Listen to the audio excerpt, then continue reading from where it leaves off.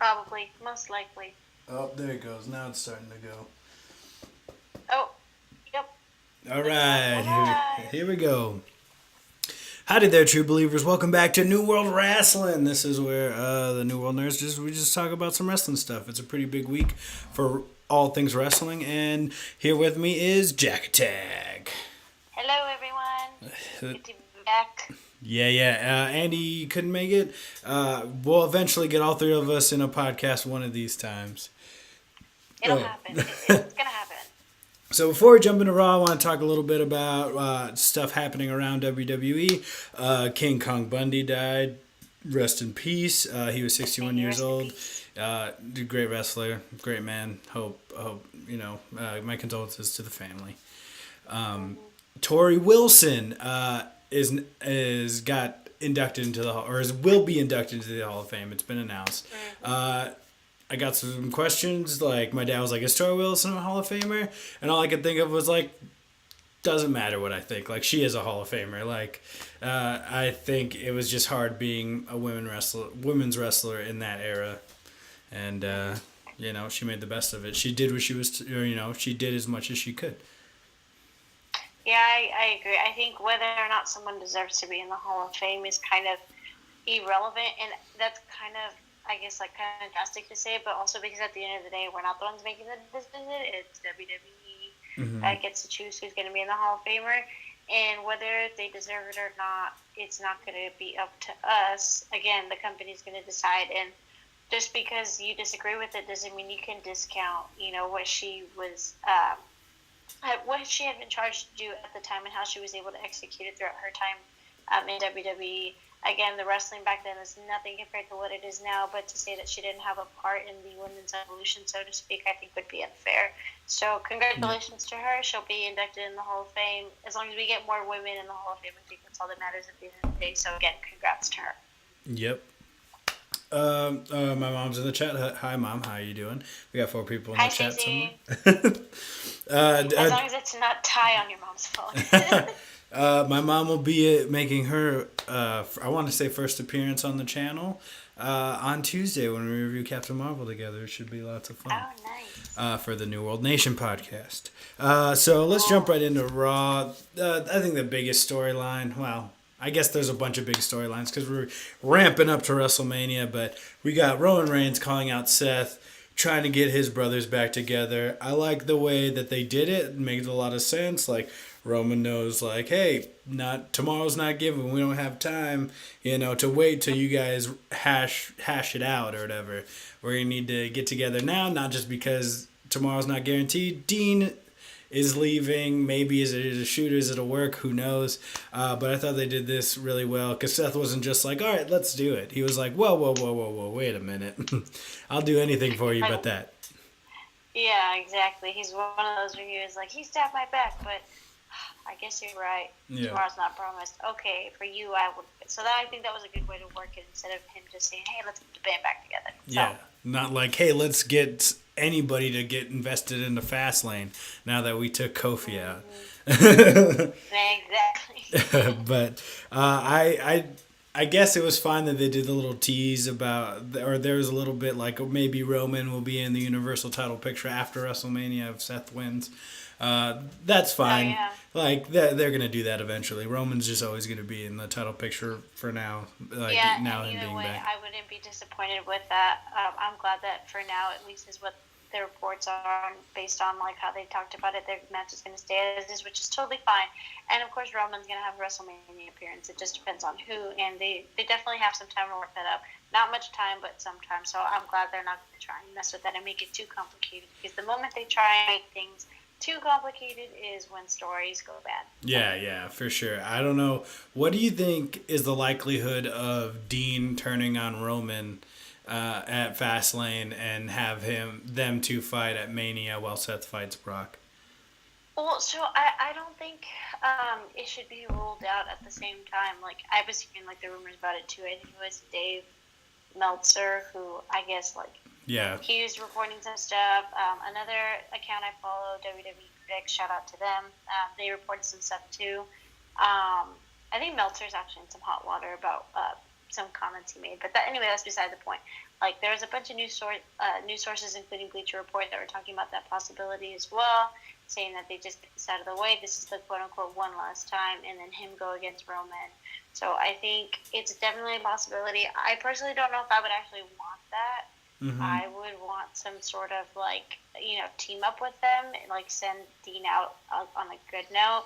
Because, I mean, he's been with the company for so long. And, like, what made it more evident to me that he was leaving was the fact that they kept saying one last time. Like, I counted at least, like, maybe, like, 5 times that they said that. And I was just like, okay, you're trying to tell us Dean's not coming back. I get it. That doesn't mean I want to hear about it. Yeah. So, yeah, no, I think it'd definitely be a good match. Whether it falls in line with the storytelling up until this point, I don't think it falls into it yet. We'll have to wait and see for Fastlane and go from there. I personally don't know if I would want that match, but again, it's not up to me. So I'd definitely love to see him, fight someone else. Just hopefully not a throwaway match, but, we'll see. I think there definitely needs to be more development before you can actually make, like, a decent and sound prediction on that. So, yeah. That's my take on it. From what you're saying, I think a good match for Dean, or maybe to go out if he does go out at WrestleMania. Why don't you just have them two go maybe like in the tag team title picture or whatever, just so that way not just only can you give Dean a good send off, but also you could kind of hide Roman Reigns' rustiness if he is that from being like out of the ring for so long. But I guess we'll see how rusty he is tomorrow. I don't imagine seeing much ring rust. I feel like so far all I've seen him do is a couple spears and Superman punches, and I mean obviously he hasn't lost a step with those, thank goodness. So it'll just depend, but I don't think there'd be too much ring rust. I think maybe just getting back into the groove of things would be different. But hopefully the live shows that he's being booked for will kind of help, get some of that ring rust off. So yeah. Yeah, we get so.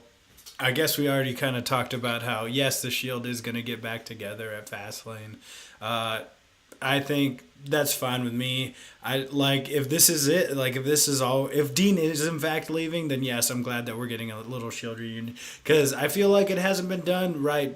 One, mainly because of injuries more than anything else. Like when they first got back together, like around TLC last year, Roman got an infection and so they couldn't do it, and then Dean ended up tearing his. He tore his tricep. Yeah, something like that. Yeah. And then they all then they're the Shield again, and then Roman gets leukemia, so cancer, so then resurfaces. They have to have Dean turn on him. Yeah.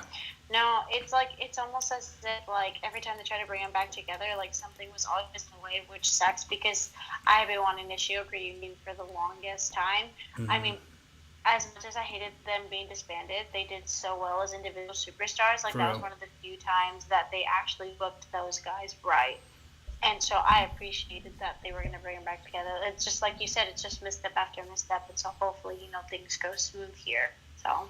Yeah, definitely. I was one of those guys when I was watching The Shield. I was like, Dean's the talker, Roman's the muscle. Like those guys are going to do well. And the one I was worried about was Seth. And then it turns out, honestly, right now, he's my favorite of the bunch. Like, I think he might be the most talented. No, we talked about it in the last video.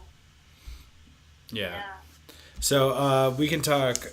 So those Baron Corbin, Bobby Lashley, Drew McIntyre, are they going to give them a name, or are they just done with like names, factions? I was like, are they the premier? Because they did make a comment in the interview where he's like, "Oh, we're the premier athletes of today." I was like, that is the shittiest name I've ever heard in my life. But like, I know he was just saying that, but I was like, that would be a terrible name. I'm pretty sure it went off in Vince's mouth. I was like, yep, that's it. But yeah, no, I think what the problem is, they have so many like small factions that they try and bring up and then they scrap them so quick. Like, remember they had League of Nations a couple years ago with Wade Barrett, Rusev, Sheamus was a part of it. I forget who else, but basically they had people like who didn't hail from the U.S. and they were like, "Oh yeah, we're the League of Nations," and that lasted all for maybe like 2 or 3 pay-per-views or so, and that was pretty much it. And it's like, if you're gonna put factions, like, make them durable, make them last. Like the Shield is one of the few factions that's actually lasted. And then they did the same thing with the women whenever they had the brand split. And it was probably no, almost a year after the brand split. Whenever they started bringing up some new talent, they had Natty, who was on SmackDown at the time, and who was also a heel. Carmella, who was also a heel at the time. Tamina, who was also a heel. And then I think Lana she had been a heel still up until that point. Mm-hmm. And so they called themselves the Welcoming Committee.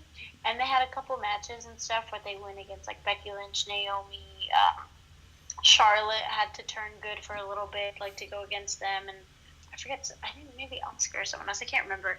But I was just like, no, like if you're going to give me a faction, give me a good quality faction that you're going to build for like at least minimum 6 months. Like for me, if I'm gonna have a faction and I want them to win me over, you can't just give me like 2-3 pay-per-views and then call it a day. No, like you have to have like committed storylines that has to span for months. It cannot just be like a simple, oh yeah, we hate the same person, let's team up for a little bit and then that be it. Like no, factions need to be something that you stay committed to. That's why the New Day has been so successful. Honestly, I wasn't even sure if they were going to work when they first came out because I was like, Big E was so good by himself and so is Kofi. And then Xavier, they haven't really been, booking them right. So how are you going to, successfully put them together? And then look, it's like, 3-4 years later, they're doing so great. So it's like, that's a good faction that stayed together. The Shield was always a good faction. So it's like the secret formula is just don't put some guys together that you're going to scrap away later. You're going to do something, you do it right. Mm-hmm. Yeah, definitely. Anyway, that's me getting off my soapbox now. This is just about. We all want factions to come back, all right? So we got a little bit of Ruby Riott and Natalya again. Just stop all that. I know, it's beating a dead horse. Honestly, like give us something new. There are plenty of other women who can, step up. Why haven't they featured Nikki Cross like they said they were going to as much? Why are they doing stupid Lacey Evans down the ramp crap after every single match? Like, no, put those women in a match. You called them up for a reason, so use them to your advantage. Don't just let them lay waste in freaking mid-card range. Or bring Alexa Bliss and Mickie James back, because honestly, I'm getting tired of having Mona Bliss. Alexa's one of my favorite female wrestlers. She's one of the best on the mic in the company, period.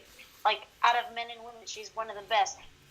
You like her so much. She had the great title runs. Then use her. She doesn't need a title to prove that she's, a really good superstar. Obviously, the way you booked her in the last, year and a half is proof that she can carry whatever you give her. So don't worry about title pictures. Just give her a story. She can help carry it, period. Yeah. I'm just not a big fan of those talk shows. Like anybody's, the highlight reel or any of them. I'm not a fan of Miz TV. He might be the only one. I like even a little bit. I don't know. I'm here for some wrestling. But yeah. So there's a lot of stuff going around in WWE and outside, and not just on Raw, but on the outside of it. There's a lot. I think there's a way to do certain storylines where you can let the audience know that, yes, this is fake. Triple H did in his promo. Now Ronda's going off about it being fake and scripted on, I don't know where she did it on, but just talking, going on full Twitter, heel. I think. Yeah, just saying what she's going to say. It's totally fine. She's going to get a ton of heat for that. So I totally get that. But you can't keep doing it. Especially on the same show, we have these SNL the WrestleMania correspondent literally ask Braun Strowman if it's fake, and then have him choke him into a commercial break and have him come through the commercial break still alive. Yeah. and then have Triple H do the same thing. It's like, oh, Batista, you're not looking at me. You're looking at. You're not looking at the character Triple H. You're looking at the man. Whatever. This isn't about storylines. It's like, well, yeah, it is, because the character Triple H couldn't beat the character Batista. It is this. I think it's the wrong story to do it. I don't know. I think you have to use stuff like that sparingly. I think you do it once a year. I understand why in the day and age that we live in, why you'd want to go meta and stuff like that. It's just you just got to use it sparingly, and I feel like they're going all in on wrestling is fake. Yeah, no. I'll give you a good example. So it was about a year and a half, maybe 2 years ago, I'm not too sure. where Roman Reigns was going up against John Cena, and the whole Yeah. point was Roman was catching a lot of heat, so they're like, okay, we're gonna book him to beat John Cena, and then John Cena will be like, hey, no, like if he can beat me, he deserves to be the guy, Mm-hmm. because that was the whole debate at the time, and so they actually had like a really good promo segment that went on for like 15 minutes. I remember because I was like in awe of it, like the whole like talk about Roman struggling through promos was so evident. Whenever he got that hernia, and he couldn't compete at the last second, so they had Dean go in his place or whatever. This was after the Shield broke up. He actually took time off to work on his mic skills because that was a big critique. So they touched on it in that promo with John Cena, and like he actually stuttered, so he fumbled, and John Cena used it and started kind of like making fun of him for it. And that's when he made a quote. He was like, "Oh, see you, fourth wall, or whatever." And then that's when he started like going at him, and he's like, "Oh, you want to talk real?" And he's like, "How about you burying talent? And that's why you always stay at the top. While I bust my ass 5-6 days every single week just so you can go on the Today Show, all that stuff." Like I thought that was perfect because that got so much heat and people were so invested to it. Like I was invested in the promo, and then by the time the pay-per-view one came around, it sealed the deal. Roman was the guy. You move on. That was a perfect way to use it. You use it in a promo. You don't beat it with a dead, like you don't beat a dead horse essentially when you're trying to use that subject. I feel like they're starting to touch that, like kind of how you were saying with Ronda, how she was kind of like over the top, or how like Triple H and Batista saying that it goes beyond their characters and stuff. Like you gotta find the right people to use it. One and two, like you said, you use it sparingly. So. Yeah. And like always, Raw or wrestling has terrible continuity because like 1 minute Steph's like, "Oh, Ronda relinquished the title," and that's yeah. And I reversed. I told my Yes. dad that the suspension's been lifted. Even though, what are your powers? What is your extent of powers? And here's the stipulation: they're going to be fighting for the title at Fastlane. Just kidding. Ronda's back. Take your title because yeah, Steph would totally do that, right? Just hand back the title, even though she hates Yeah. Ronda. No, just terrible continuity. And then I Yeah. loved everything that Rhonda said. I totally agreed with her. I love how she brought up how she got booed at the Staples Center because I thought it was kind of fucked up. You know, one, it being her hometown, two, her being a babyface, and three, just because she's not Becky Lynch, she gets booed. I'm not, like, I understand everybody wants Becky. I don't have to be toxic about it. And then I like what she said. She's like, well, down with the man, whatever, and screw the woo. They sound really good. I just don't know. It just sounds weird coming out of her mouth. And I think the problem is that they have such a good way to tell that. But we've talked about it before how Rhonda needs work on her promos. mm-hmm. And I'm pretty sure, like, if she were to be like here, she'd be like, well, you don't wrestle. You don't do this for a living. So, no, like, you don't get to critique me. But it's like the whole point is, like, for us, like, commenting on it is to say, look, we've seen it work in other ways. How come they're not doing this with you? Mm-hmm. The question isn't more so like the content, but the delivery of it. So it's what can she do to actually like improve that? Because honestly, that could have been a great moment. And to me, when I first saw it, like I almost wanted to laugh, and that sounds really mean, but I almost wanted to laugh because I was like, I don't know if I'm supposed to be taking her seriously or not. Yeah. Like I'm a little confused. Like I don't know what's going on. And part of that is to blame also on the writers because it's like if it's not working and you're trying to change the game plan, okay, cool, no problem. But make sure that the delivery is going to come out the way you intended to, because if something gets screwed up, then you just get stuff lost in translation. And so, like, kind of going back to like how you said, like everyone wants the man, everyone wants Becky, you know. And okay, fine, like that's fine. Like she's the anti-hero figure. She's like the baby face. That's fine not to be a baby face. Like, Mm-hmm. okay, fine. That's kind of like what Stone Cold Steve Austin was back in the '90s. Like, cool, we enjoy that. And you know, whatever. If you want to make her the heel, then fine. But why is Charlotte still acting in a heelish way? You know, like the reason why Charlotte was brought in was because Ronda was not supposed to be a heel, and they needed someone to bring the heat because they didn't want her to deliver it. Yeah. Well, now if you're having Ronda deliver the heat, what is the point of having Charlotte there? And I love Charlotte. I think she's one of the best like women superstars there. She knows how to work a match, which is why whenever the Survivor Series incident unfortunately happened, she was the replacement and delivered a great match. She's always guaranteed to deliver a great match, which is why I like her so much. I think the problem is if they were going to switch the direction with Ronda, then why is she still in the title picture? Like there needs to be clarity. And like you said, continuity is getting all screwed up. Like for the sake of the story, keeping all three of them in there, cool. Like I don't mind that, but adjust the story. Don't say, oh, we're gonna just switch it. Like no, like maybe take 2 or 3 Raws to like switch it up and like explain it. Having more time invested in it to get it right is better than having to just switch it up at the last second and expecting everyone to take it and just shut up. Like the whole Stephanie thing, like you said about how Ronda would never, how she would never like give Ronda the title back because she hates her, and it's like obviously that was like a shortcut to bypass all of that, so that way they can figure out how they're going to square away the match from WrestleMania. And it's like no, like if you want to fix it, take the time to fix it. I understand it's around the corner, but there's ways you can fix it. Just take the time. Don't rush it so much. Yeah. And the crazy thing is that think about when these seeds were planted. These were planted back in November at Survivor Series, like, and they still like they're still somehow making this feel rushed, even though they've had so much time to get this Becky, Charlotte, Ronda, and yeah, there's just a few things maybe didn't land. I guess I understand it, but because we all just want to see that be the main event of WrestleMania, like the most popular thing, the best thing should go on last. Like that's just how it should go. Like I think that's where everyone's invested. No one's more over than Becky, and we all just want to see her win.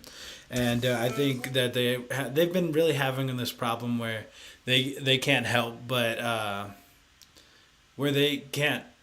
but get in their own way, and they always wait. They always wait too long to put the title on somebody. Like Braun Strowman should have already been Universal Champion at some point. Drew McIntyre could have been Universal Champion at some point, but we just leave it on Brock and it's off TV. Like I don't want this to be the same thing. It's like, oh, maybe save it.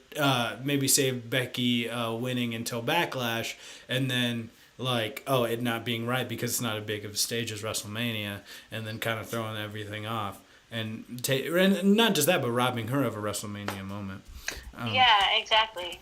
And I think the problem is too, like they're concerned with, okay, this is the plan that we have, we're going to stick to it, that they don't realize that that's kind of at the detriment of the fans. So we've talked about it a couple times before. I know I mentioned it a lot. How Daniel Bryan, WrestleMania 30, Shane, oh my gosh, Vince McMahon had said, okay, we're going to have you go against Sheamus, and he said that like months prior. Like, they already had that plan just because of the whole 18-second win and how they met up at WrestleMania a couple times, supposedly. And then the fans were the ones who were making him the unsung hero. Then you get the Occupy Raw, and then you get the Triple H match with the stipulation that if he wins, he goes into the title picture, and then that's how he becomes champion. Yeah. And it's like, yes, I understand you have a plan, but at the same time, you got to make it malleable, because if you're trying to please the fans at the end of the day, but yet you're saying, okay, well, screw the fans, we already have this, then there's a reason why they're going to seek better wrestling elsewhere, because your storylines are so two-dimensional. You're not allowing some type of influence to actually help create great matches. That's why other companies have succeeded where they have not. Yeah, like I said, or like they said, we're supposed to be the authority. Let's do it. And I don't know, just doesn't feel like anything's really changing. The only other things I take out of Raw would be that I love Heavy Machinery still. I think they're great. Revival versus Ricochet and Black, that's fine that they got DQ'd by Chad and Gable. I think that they're probably in the spot where DIY was supposed to be, but Tommaso Ciampa's hurt. So, yeah. Surgery, may he heal soon. Yes. I think that Revival will probably retain. And Chad and Bobby will take the pin. Well, yeah, they'll take the pin, and Ricochet and Aleister Black will be able to show off how great they are on a WWE pay-per-view. What I think would be really cool is say that like Ricochet and Aleister Black are doing really well or whatever. Ricochet like does one of his crazy flips out of the ring and everybody like is dead outside, and then Aleister Black like pretends to jump out, and then he comes back and sits cross-legged, and then the lights go out. That's such a good spot. And then the lights go out, lights come back on. Undertaker's standing over Aleister Black while he's Oh like my sitting god, that'd be so cross-legged, great. and then That'd and be then so great. Aleister Black That'd be just so looks great. up, and and then all you like have the lights go out again, and then Aleister Black's just like laying down or whatever, and then have like the revival pin him. Undertaker's gone. I was just like, that'd be so cool and a great way like to set up a match at Mania. And like I'd already be Oh, like, hell honestly, for yes, sure. this is gonna be great. I know I would love it to have been like more thought out, more drawn out, but like I think that would be really cool. For sure. I think considering short storytelling, since we are getting, down to the wire for WrestleMania, there are some stories that you don't really need a lot of story time for. If the fans want it, just go ahead and invest in it. Like you said, with that story, I think that'd be great. It'd be such a great spot. I dig it. I think that'd be. I really want to see them fight each other. Okay, so the Shield reunion, I felt like it was a bit rushed, but it got a really big pop, and it made me feel really good. Like the Dean Same. being That's on one the of the. outside, like, oh, should I go in? Should I not? And I like they got me. I was like, no, no, no, I don't care. But then they got me. Oh, for sure. Yeah, that's one of the few times where rush storytelling can be excused. Yeah, As long as it's, at the benefit of the fans at the end of the day, I'm pretty sure everyone's going to excuse it. So, yeah, no, I agree 100%. That was my favorite spot of the night for sure. I thought it was weird that Stephanie, like that interview is how it ended, and not like just having Oh, Ronda stand over Becky or anything like that. I don't know. It's kind of weird. yeah, it was weird. I don't know. All right, so done with Raw. It was all right. Not as good as last week's, just because Batista at the end of that one was really cool. One of the biggest swerves I Mm-hmm. think of 2019 in wrestling, in regards to wrestling. But SmackDown starts off with Daniel Bryan and Rowan. I think Daniel Bryan and Kevin Owens back and forth was really something. It was really great. They're just great heel work, great babyface work. Daniel Bryan, you're just like all these people, blah blah blah. Kevin Owens was like, "Shut up, you suck." like, and Yep, it was just great. basically. Yeah, I think that Kevin Owens is charismatic enough to where we're like okay with him replacing Kofi at least for a little bit. But I definitely them making Kofi go away for this match is hopefully what I think means that we're gonna see him at WrestleMania. Yeah, no, same. It's one of those where it's like, we were talking about how we were so conflicted because we love, like, that Kevin Owens is back, but then it's like, that's Kofi's spot. Yeah, But yeah, Kevin's back, and you're like, what? Ugh. But if he's getting the pop now, then Kofi's got to get the pop at WrestleMania. So if at the end of the day that was the sacrifice made so that way Kofi can get the WrestleMania spot, fine by me. I yeah. mean, as long as we got to see both of those guys in there somewhere, you know what I mean? Yeah, I'm totally fine with not knowing exactly what's going to happen in the WWE Championship picture. Like everything else, I feel like we know what's going to happen. Like with all the other titles, except for maybe like the SmackDown Women's Championship. But besides that, Oh yeah, like I feel like for sure the though. WWE Championship may be the most wide open. Yeah, and I was gonna say, like, just to kind of like add to that, I think like out of all the titles, both on Raw and SmackDown, the WWE Championship has been the one that I think has been defended better storyline wise. Yeah, Just because of the fact that there's so many people that are pining for it, and there's so much passion for it, and you've had so many great guys like hold the title, like AJ Styles held it before Daniel Bryan. Like, come on, like I think in the last like year, or at least I'll revise that. Since the last WrestleMania, the way that they've made the storylines show like how hard fought these guys are, trying to get towards that championship, like how hard fought it is. Sorry, like it makes it like legitimate, and you're like, oh yeah, like I want to see who's gonna win.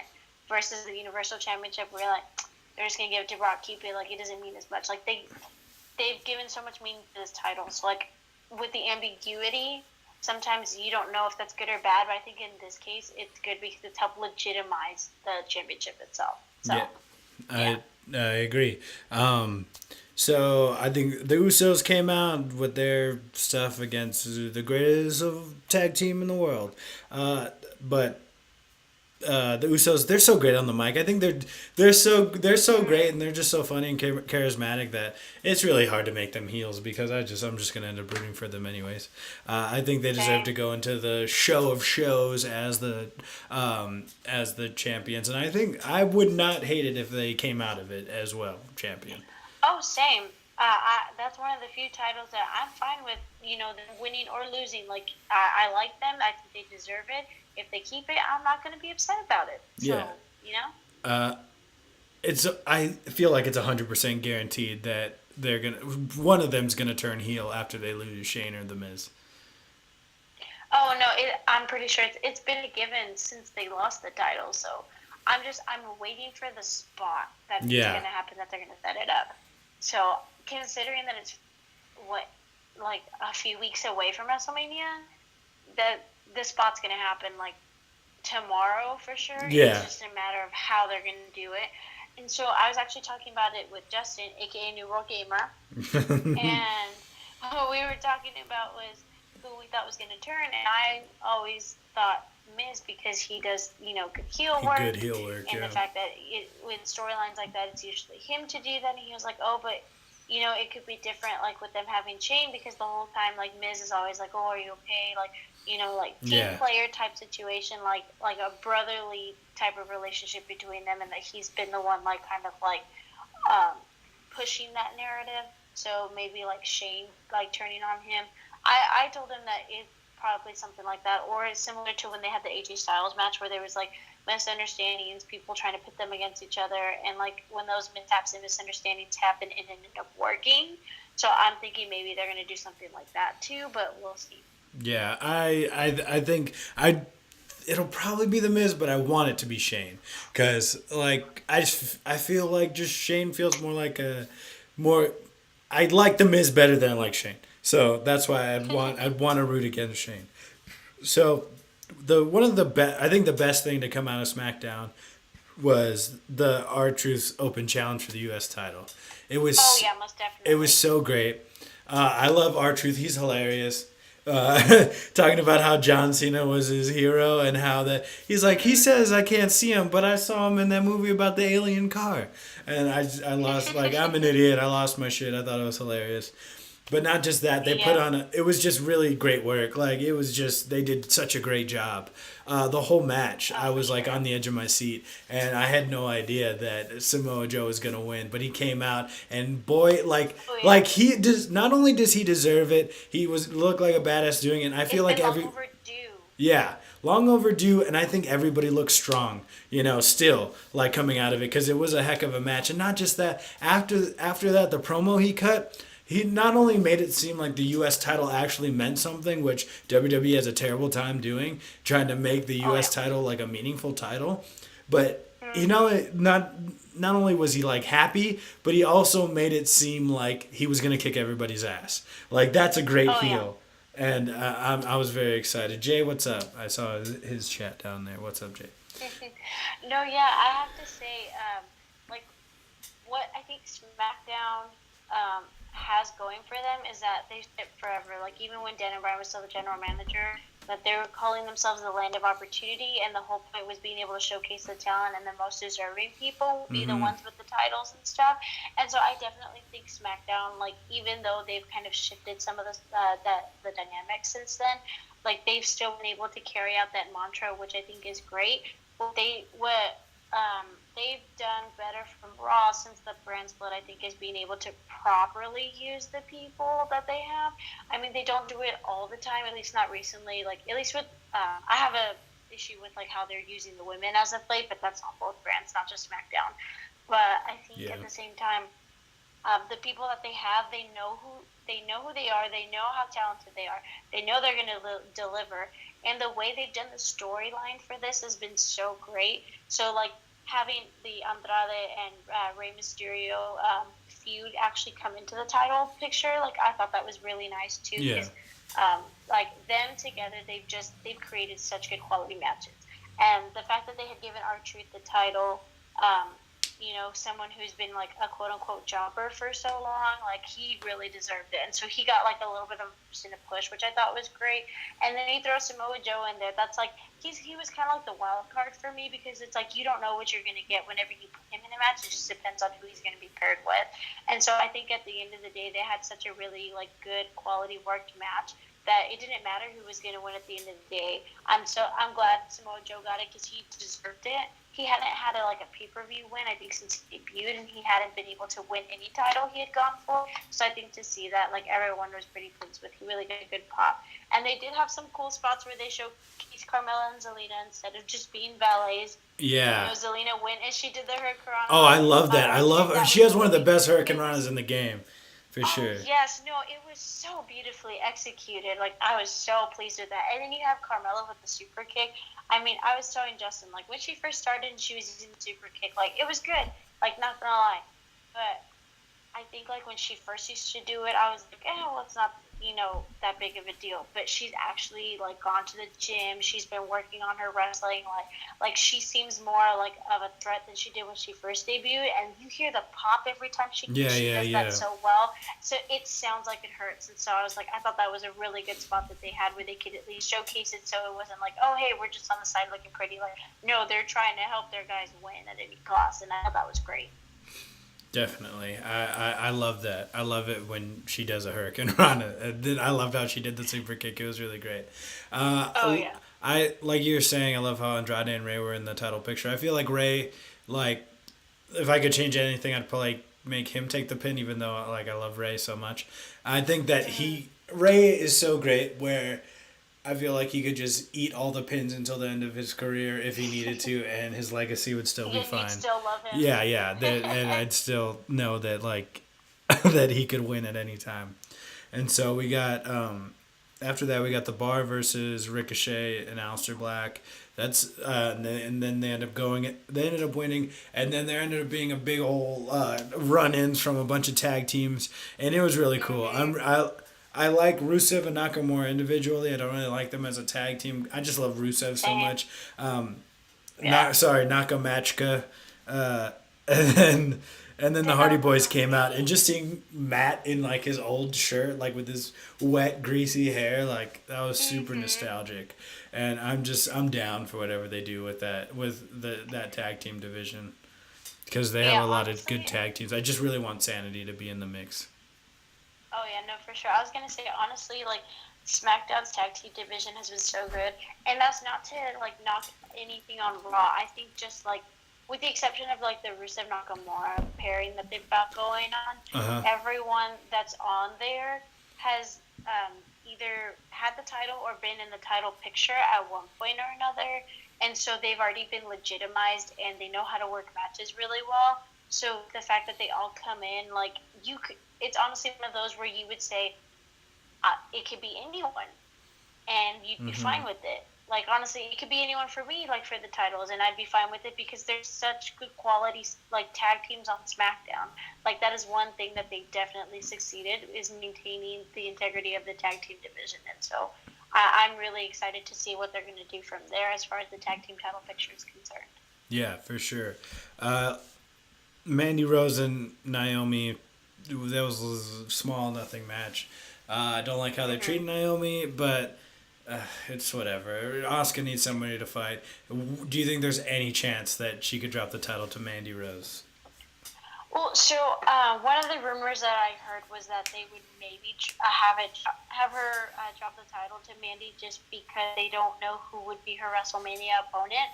But to be honest, I think that's kind of hard to do, because, like, if you're gonna have, like, someone like carry WrestleMania, like, I like Mandy. Like, I was talking about the last time how, like, I definitely think she's improved and she's good, but I think she might be a little too green for the title, at least now. Yeah. I think if they were to do it like Battleground SummerSlam, that'd be perfect timing.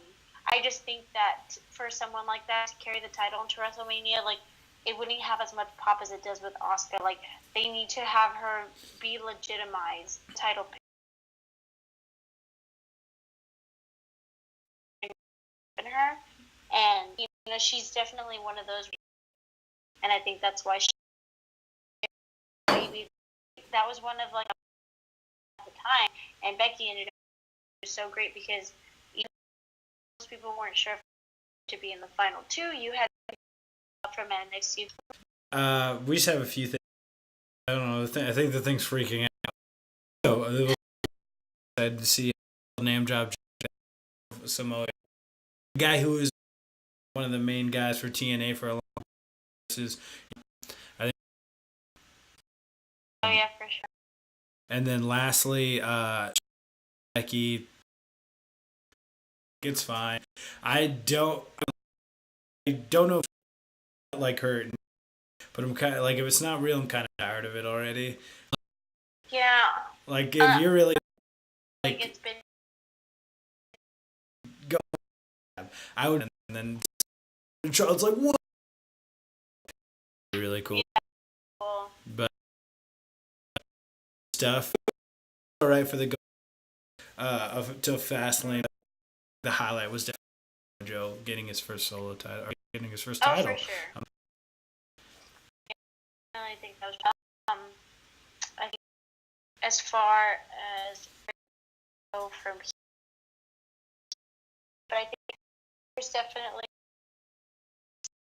assurance certain people are like Samoa Joe's going to carry the title over at half. So they go from there. Of course, the inevitable match WrestleMania. Just waiting to see how that after the end. I'm seeing the tag team division start more, so for those on both forward. Ronda Rousey had put like a weird where she's actually cursing, like on. I think it's on her. Used to see was talking about basically how when she Rebecca picture her doing the arm bar on her, doing the arm bar on, and I made a comment about like how she her dick, she wants to be a man, and she photoshopped her husband. People do that, especially scripted, blah blah blah, and so she's not gonna get it me really quick. We're all supposed to feel bad for her. I was like, well, that you were gonna didn't. So like this is after you. So you have to say yeah too. Yeah, exactly. And so if things had, she could. Husband had domestic violence. Oh yeah. That I said it like she's run, but like Photoshop your face or out of it. Gone and like everything very yeah. So I think he does that. Misha Tate is supposedly then done like your personal life could be, and they're gonna get a good start. For this week in WWE to watch WrestleMania blindfolded. That's the punishment. It's champions choosing, and if you get in the middle, that's when you get the punishment. You